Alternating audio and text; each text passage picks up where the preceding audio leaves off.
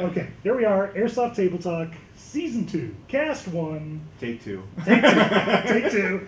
3, 2, 1. Sorry, go ahead. I was gonna piggyback, which brings us to another differentiator, is that we try to make it a point to invest in the customer. So this military inject, like this platoon sergeant, is not only there to like help guide that process, but to teach.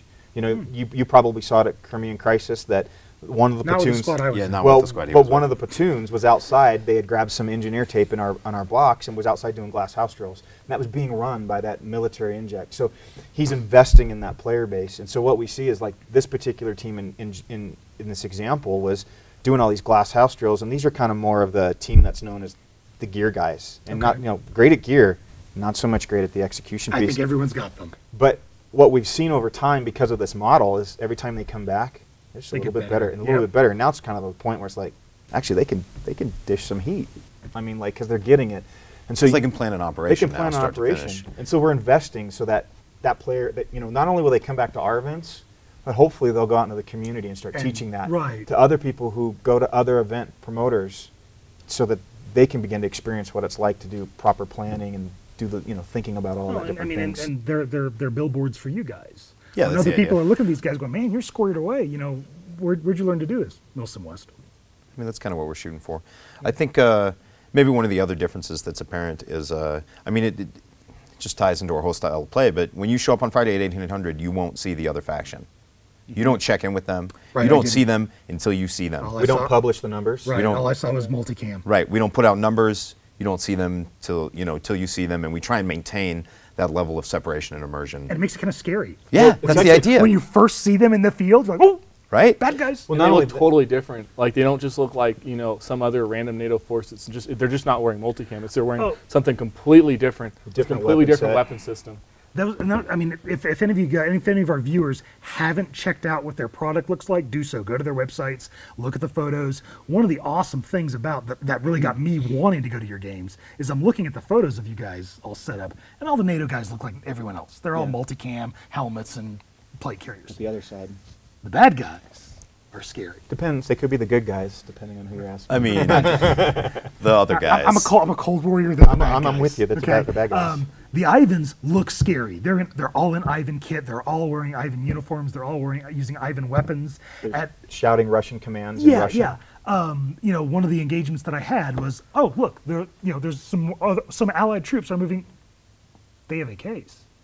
I couldn't tell who they were, but they had AKs, which tells me they're bad guys. Yeah, that's real. Yeah, and that's how that really works. So you shouldn't have to suspend your disbelief and go like, hey, are those guys wearing ops cores and raid cut BDUs? Is it blue on blue? In green or tan? I'm not sure. Is it a blue armband or a yellow armband? You can just look and be like, oh, those guys are wearing crazy riot shield helmets and carrying AKs, and I think that dude has like a coffin shield. Whack 'em. Right. Not my team. Not only that, but it's no fun to know how many people you're up against when you go out there. Absolutely. Oh, well, I know that they're equal, so they're probably going to hit me with the same thing. But it also adds another element to the game because we ask players to do spot reports and sit reps and send up information, because up at the commander level, we're building that so we know how many people they're up against, and then we'll brief that back to them in maybe the next iteration or the next mission. Hey, we know that we've identified this many guys. We think the anticipated number is this. And it just adds to that level of immersion, and also just it makes players make smarter decisions on the field of who they're going to engage. And people game the game less because they don't know what's out there. So if we brief them, you're going up against a company strength element, they're going to act like they're going against a company strength element. They should be scared. Right. And they should act appropriately, whether or not there's actually a company strength element on the other side or not. Right? I would argue 20 RR dudes feels like a company strength element, but that's just been my experience. I mean, I would argue that too, but I started that team, so of course. Stroke my ego some more today. Okay. Well, then the other big thing is blanks. Oh, yeah. You want to hit on that? Blanks and pyro. That was one of the... I'll let you take that one. Well, actually, me and Josh both did World War II reenacting for a couple years. I did too. And we were part of the Fallschirmjäger unit. So we did all, it was all blank fire. And we decided to take, kind of combine that with airsoft. So we were running period World War II events that were combined blank fire and airsoft. And then when we started MilsimWest, we basically took that, but made it modern. So we put blank fire and airsoft, but modern. Okay. This was probably like one of the really big questions that Oh, yeah. some of the people were throwing in there is, Oh, yeah. what are the safety protocols that you guys observe to bring blanks in to airsoft safely? That's an easy one. Okay, so typically what we do at registration now, before you come, you've already indicated that you'll be bringing blank fire. It's actually on the registration form, so there's a box for that. You're going to check it. And basically we're just going to, A, verify your age, that you're 21, so old enough to own a handgun, although, you know, technically most states it's 18 for a 18 rifle. for a rifle, but, right. you know, just to be on the safe side, yeah, we want to have, you know. It's a real firearm. Right, Error on it's a real firearm, so we want you to be at least 21.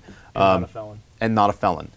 We don't really necessarily have any way to check that, but we can at least do due diligence and ask people that. You know, The community will let us know too. yeah, to some and degree. to some degree the community will let Yeah. you know. That's true. Yeah, you're right. Thanks, So Colin. basically, when you do show up at the event, you're going to go to an extra check-in station beyond Chrono, and you're going to go to this extra check-in station. They're going to inspect all your ammunition. Now, you've already been in laid out. You know, your equipment's already been laid out, so somebody's already verified that you have no other ammunition other than your blank ammo. So you're going to show up with your blanks, not loaded into magazines, right, with your blanks packaged separately. Somebody's going to verify the magazines are empty, there's no live rounds in them, that these are all blank rounds. They're going to inspect the rifle, make sure that this is indeed a military-grade BFA or some sort of professional custom job BFA, you know, where the barrel is obstructed and nothing can pass through. Then we ask somebody to field strip the rifle, reassemble it, and perform a functions check. Because if you can't do that, Oh, I love it. Yeah. I didn't see any of this go through. yeah, so we actually had a guy not pass that at Crimean Crisis, and it was a guy that I knew from like World War II reenacting, and I was like, well, hey, buddy, do you want to like take 10 minutes and do it again with me? And he's like, no, you know what, I failed it, I probably shouldn't do this. See, and on the NATO side, we had a guy, because the other thing we ask is the four rules of Right, firearm 4 rules of firearm Yeah. safety. and he couldn't quote the last one. And The so, last one's always kind of the yeah, hard and one. so the guy doing the check station turns to me, he's like, hey, he couldn't do all 4, what do we do? I go, he fails. And so we tell this guy, you failed the station, so he goes, what do? I come back? I'm like, no, go find a BB gun. Like, that's, you get one shot, that's it. Like, if you can't. You have the word and the result. Yeah. You Right. failed the word, Yeah. you incur the result. I mean, if Well, you- and that's basically the entire, so that's basically the entire safety Yeah. check. Also to include, we will have them do a like fire, no fire scenario type of thing. Is there a minimum engagement distance? Yeah, or it's something 20 like feet, that? Okay. and so that's why we do that fire, no fire situation, is we'll have targets at different ranges, and then we'll actually have like either an admin or a demonstrator stand at various ranges to their muzzle. Because it's not just about how far the target is from them. It's like if I start shooting right here, right, I'm not 20, right yeah, in my the ear. target's 20 feet away, but Eric's ear is not. Right. Right, so we have to And make that was sure. gonna be- that was the next part. I was Right, gonna so we have to make sure that people understand that as well, right? And now that's not something we can always 100% control, but Right. you know, people buy all those sexy Peltors anyway. That's what it's there for. That's MilSim. I mean, beyond the blank firing people we have, we're gonna blow you up. We're gonna blow like shit is Yeah. gonna blow up the whole time. So it's wise to bring a pair of Ear Pro to MilsimWest. It's not only wise, but it's MilSim. Like I don't think I ever did a combat patrol without Ear Pro. Well, and Ear Pro. Yeah, have you ever seen a Navy SEAL picture online without Ear Pro? I don't know.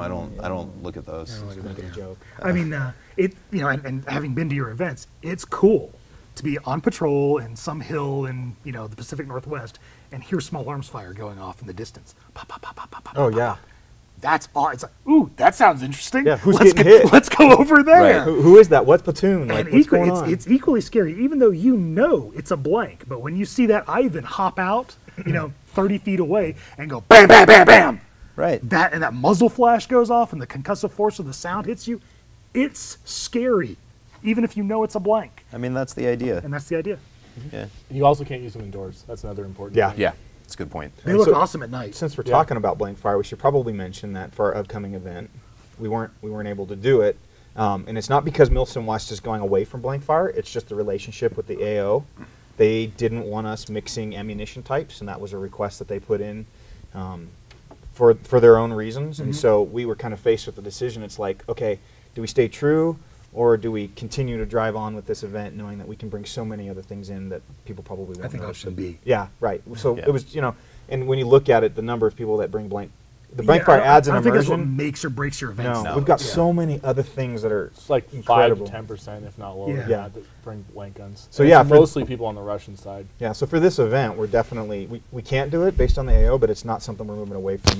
You'll still see it at other events, as long as the AO owners are okay with it. One of the other things that I really dug at your event and is you guys get to use pyro. You were just saying, shit blows up. When I was there, we demoed a vehicle. We got to use, grenades that explode and smoke that was smoking to make the vehicle demoed. Yeah.